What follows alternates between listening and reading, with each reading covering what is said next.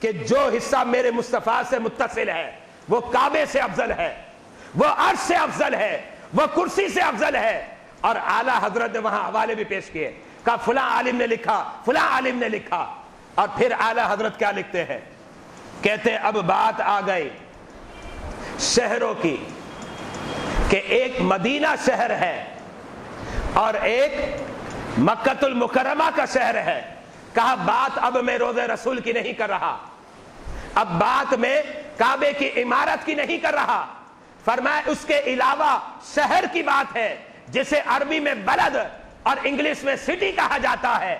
اب ان دونوں شہروں کو دیکھا جائے تو اب مکہ افضل ہے یا مدینہ افضل ہے؟ تو اعلیٰ حضرت نے کہا اس میں علماء کے دو گروہ ہیں۔ ایک گروہ یہ کہتا ہے مکہ افضل ہے مدینہ شہر سے، مکہ شہر مدینہ شہر سے افضل ہے، لیکن کہا دوسرا گروہ جو ہے علماء کا وہ یہ کہتا ہے مدینہ شہر مکہ شہر سے افضل ہے۔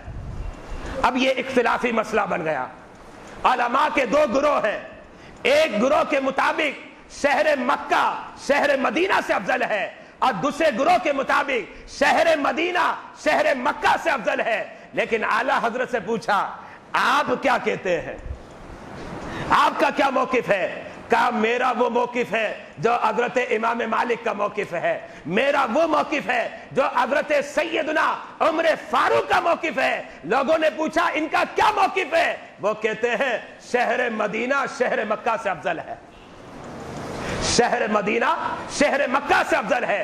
حضرت امام مالک بھی اسی کے قائل ہے اور حضرت سیدنا عمر فاروق بھی اسی کے قائل ہے، خلیفہ ثانی۔ ان کے نزدیک شہر مدینہ افضل ہے، اگرچہ اب یہ اختلافی مسئلہ ہے، بعض کے نزدیک شہر مکہ افضل ہے، بعض کے نزدیک شہر مدینہ افضل ہے۔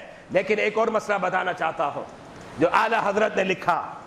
کیا لکھا؟ لکھتے اب بات آ گئی کعبہ شریف کی، اب شہر کی بات نہیں ہو رہی، اب کعبہ شریف کی بات ہے۔ فرمایا ایک طرف کعبہ شریف کی عمارت ہے، کعبہ شریف ہے، اور دوسری طرف مدینہ شہر ہے۔ روضہ مصطفیٰ کی بات نہیں کر رہا، شہر کی بات کر رہا ہوں۔ اب اعلیٰ حضرت سے پوچھا اب ان دونوں میں افضل کیا ہے؟ تو فرمایا سارے علماء کا اس بات پر اتفاق ہے کعبہ شریف جو ہے شہر مدینہ سے افضل ہے، کعبہ شریف جو ہے وہ شہر مدینہ سے افضل ہے۔ امام اہل سنت نے یہ لکھا۔ اب